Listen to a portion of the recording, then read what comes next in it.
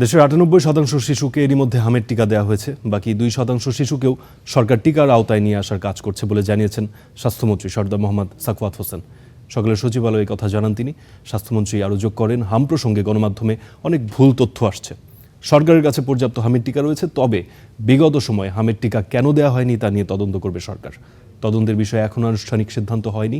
এর আগে চীনের দূতাবাস ও চীনা প্রতিষ্ঠান সিনোভ্যাক ফাউন্ডেশন স্বাস্থ্য ও পরিবার কল্যাণ মন্ত্রণালয়কে ৩,৮০,০০০ ডোজ পোলিও ভ্যাকসিন অনুদান দেয়।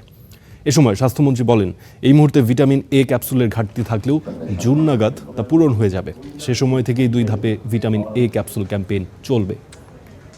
আমরা তো টিকাই দিচ্ছি, টিকার উপরে তো আর কোনো ট্রিটমেন্ট নেই এবং it is a continuous process. We are continuing everyday. যে এমন না যে আমাদের টার্গেট শেষ হলে আমরা অফ হয়ে যাব।